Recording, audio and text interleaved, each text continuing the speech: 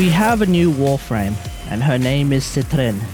I don't know why I keep putting an accent on her name. It's probably supposed to be pronounced Citrine, but I'm calling her Citrine because I think it sounds better. So, Citrine is a gem-based WarFrame, and she seems really strong and also really fun to play. Let's have a look at her. We're here in the simulacrum with Citrine. Alright. So, we're going to start off with an Emergence Dissipate proc, because I feel like her starting energy is a little bit on the lacking side, but once you get that energy up, oh yeah, she starts popping off big time.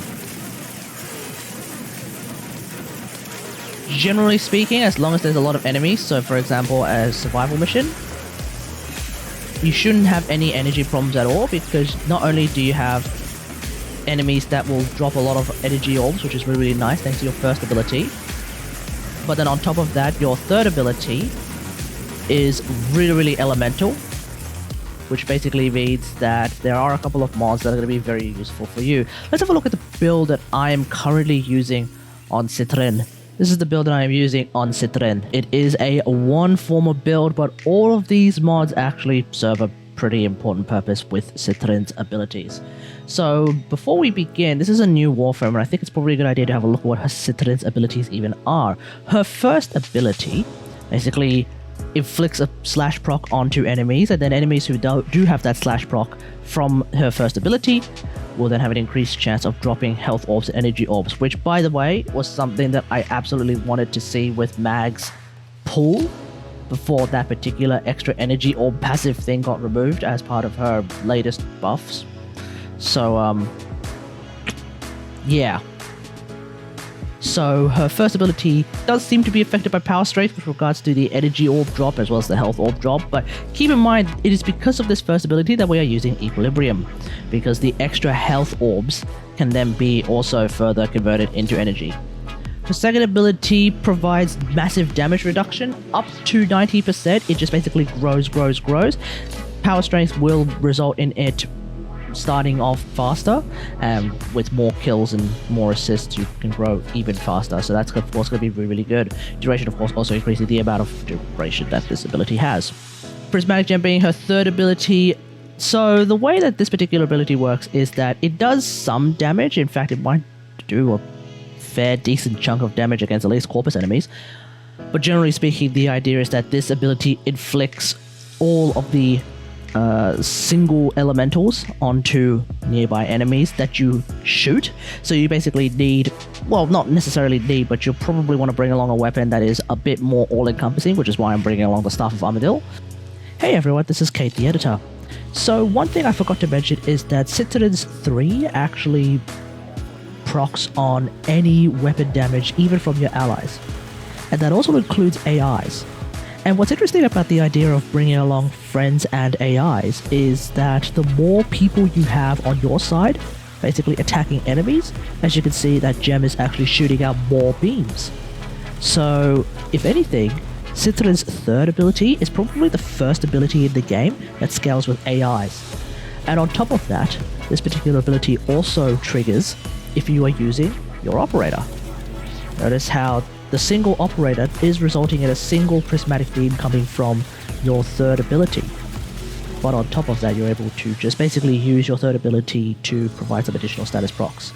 This also includes if you are using your operator to do a lot of just AoE damage. It still results in one beam because it's just your operator doing damage. So ultimately, this ability scales with AIs. And it is because of the fact that this particular ability does heat, cold, electric, and toxin damage that we are going to make use of the heat procs with Archon Vitality. We are going to make use of the toxin procs with Archon Continuity, and we're also going to make use of the electric procs with Archon Stretch. And I feel like Archon Stretch, out of all of these Archon mons, is probably the most valuable because it does give you energy when you use your third ability. So as long as you keep shooting enemies and your third ability is continuously doing some damage, including electricity damage, it doesn't matter how much electricity damage you do. All you need to do is to do some electricity damage, and as a direct result of this particular ability, you will be able to get some energy back. And that is, in my opinion, as an energy whore, really valuable. And then finally we have her fourth ability, which involves a hard stun. And then on top of that, it grows crystals, very Last of Us. And so as a direct result of that, you can actually shoot those crystals. And even though your weapon may or may not actually do any critical damage, for example, the Staff of Armadillo has a 2% crit chance, you can still do crit damage with your weapon when you hit the crystals. So that's actually pretty dope. Otherwise, for the most part, you're using this particular ability for the hard CC stuns. So that's pretty much the reason why I am building Citrine as a rage tank. Because not only can she heal with her passive, which is pretty strong, the idea being that the more health orbs you get, the faster you can have a heal over time, a constant heal over time, which basically means that rage is on the table, therefore more energy. But on top of that, it means I can actually go a bit harder on the power strength using Blind Rage and Streamline, because even though I can go a bit harder on the power strength and only run 100% power efficiency, I right now still don't want to go any lower than 100% power efficiency, because without, say, flow, she still seems to run out of energy relatively quickly if there aren't a lot of enemies nearby. So that's Citrine. Let me know what you think about all of this in the comments below. She seems pretty powerful and really fun to use. So I'm pretty glad that I actually spent some of the 3,000 plat that I had saved up somehow on her, because she just seems like a really good Warframe to play. I'm not 100% sure yet if she's on par with some of the Warframes that I've traditionally called like S-tier Warframes yet. Not 100% sure about that, but she is starting to get close to that. So I think she is probably going to end up being one of those Warframes that I would say you should definitely have a crack at playing, and if you like her playstyle, then you're going to do quite well with her. Especially her third ability just seems really cool in my opinion.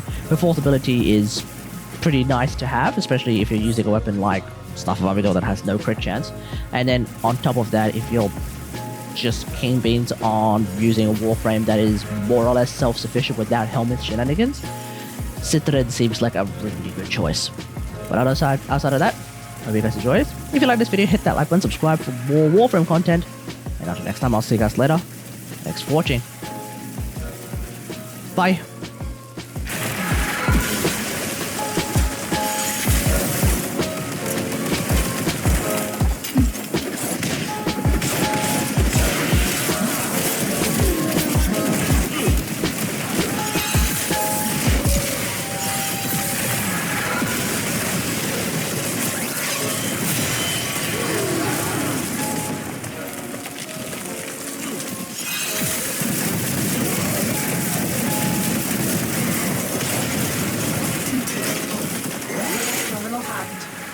Keep moving.